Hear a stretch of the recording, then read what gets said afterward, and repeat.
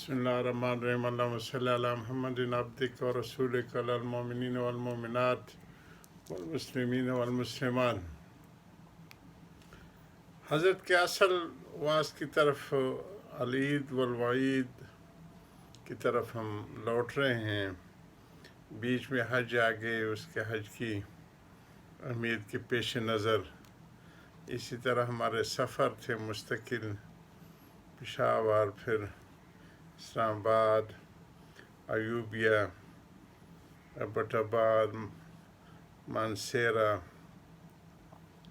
Buffer, اور پھر اب اللہ نے کراچی پہنچایا ہے۔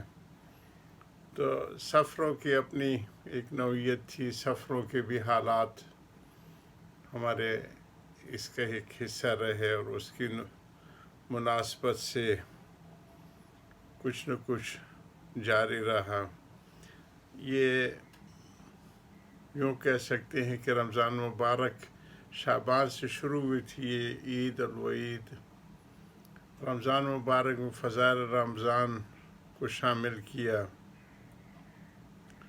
اور پھر شوال میں اسی طرح جو شوال کے فضائل ہیں، پھر حج میں ذی الحجہ کے جو فضائل ہیں ان کو جاری رکھا۔ تو اسی طرح اصل عید الوعید کا کچھ حصہ تو ہو جاتا تھا، لیکن تسلسل سے نہ رہا۔ ہم لوگ الحمدللہ 20-25 سال سے حضرت کے مواعظ و ملفوظات کی توفیق مل رہی ہے، اور ایک جلد شروع کر لیتے ہیں تو وہ 1 سال کے آخر تک چلتی رہتی ہے۔ اب ہمارے نظام شریعت کی جلد تقریباً چند دن کے بعد اختتام پذیر ہو جائے گی، اور پھر محرم الحرام کا نیا سال عربی کو شروع ہو جائے گا، تو انشاءاللہ نئی جلد شروع کریں گے۔ حضرت کے سارے مواعظ اور ملفوظات بہت بڑا خزانہ ہے علم و عمل والے لوگوں کے لیے۔ اللہ تعالی ہمیں اس کی سمجھ کی اور سمجھانے کی اور آگے پہنچانے کی توفیق عطا فرماتا رہے۔ حضرت کثرت ذکر کی ضرورت پہ فرما رہے ہیں اشعار میں۔ اچھا، اس سے پیچھے جو آیا ہے وہ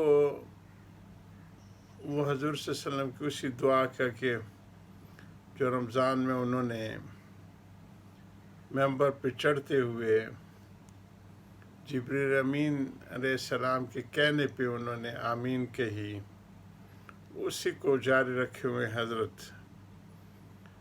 جہاں حضور صلی اللہ علیہ وسلم کا ذکر ہے اور وہ درود شریف نہ پڑھیں تو اس کے متعلق بد دعا تھی۔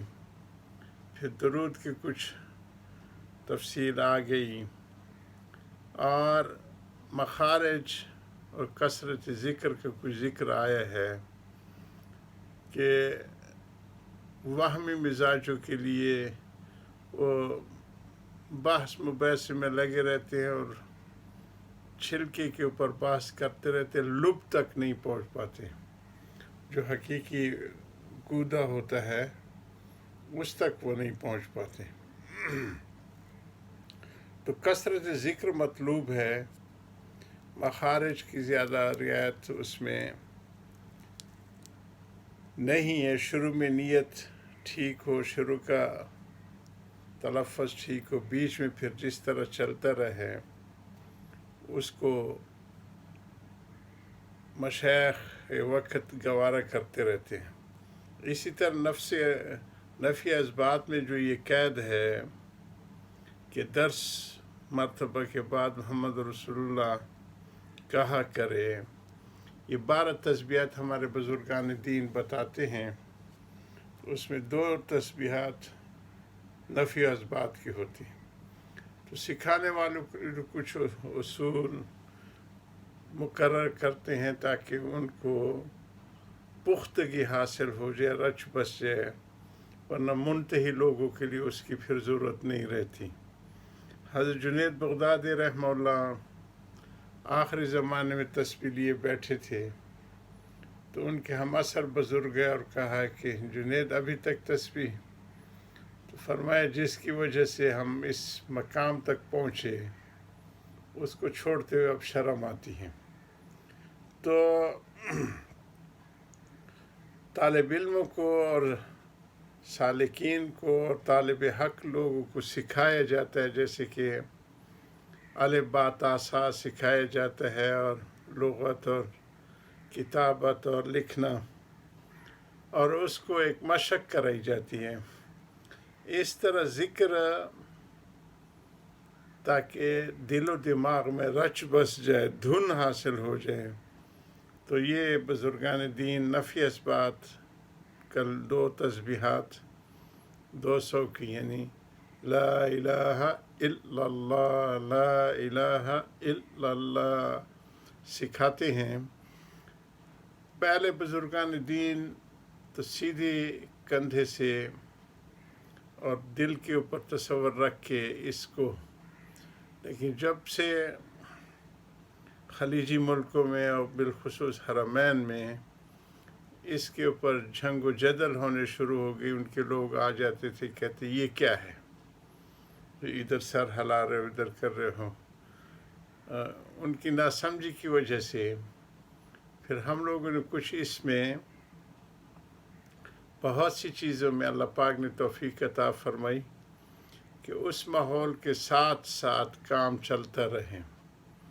مثلا ایک دفعہ بندہ مناجات مقبول پڑھ رہا تھا، اب وہ ساری جو ہے ادعیہ معصورہ جو حضور صلی اللہ علیہ وسلم سے ثابت ہیں، قرآن و حدیث کے مجموعے سے وہ نکال کے امت کے لیے ایک احسان عظیم کیا گیا۔ حزب اعظم ہے، پھر اس سے حضرت محمد نے مناجات مقبول کو اور مختصر کر کے، یعنی اس میں سے راویوں کو اور مقررات کو نکال کے، تاکہ ہفتے میں کم از کم وہ ساری دعائیں تو آ جائے جو جناب رسول اللہ صلی اللہ علیہ وسلم مانگا کرتے تھے۔ تو میں پڑھ رہا تھا ایک غالی قسم کے پیچھے، یہ ہمیشہ اس قسم کی شخصیات کی ایک تعاقب میں، دھن میں اور اس میں لگے رہتے ہیں۔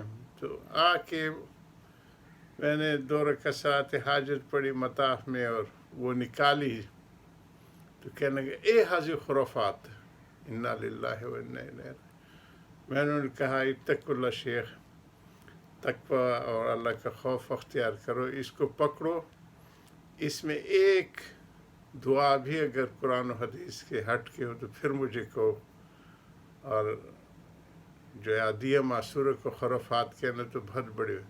وہ لے لی کتاب اور دیکھتے رہے، جمعرات کی منزل میں ایک پہ آ گئی کہ یہ حاجی ضعیف۔ میں نے کہا لو کان ضعیف، یہ تو دعا ہے، کوئی احکام تھوڑی ہے، اطلب مل والخیت۔ اللہ حضور صلی اللہ علیہ وسلم فرماتے کہ اللہ سے نمک بھی مانگو، تسمہ بھی مانگو۔ بس پھر منہ اٹھا کے چلے گئے۔ اس کے بعد اللہ پاک نے توفیق عطا فرمائی۔ اللہ تعالیٰ جزائے خیر دے۔ ہمارے محمد پٹنی تھے، بڑے شان والے تھے، جدہ میں ہوتے تھے، نور ولی والا وغیرہ کے گروپ کے بڑے تھے۔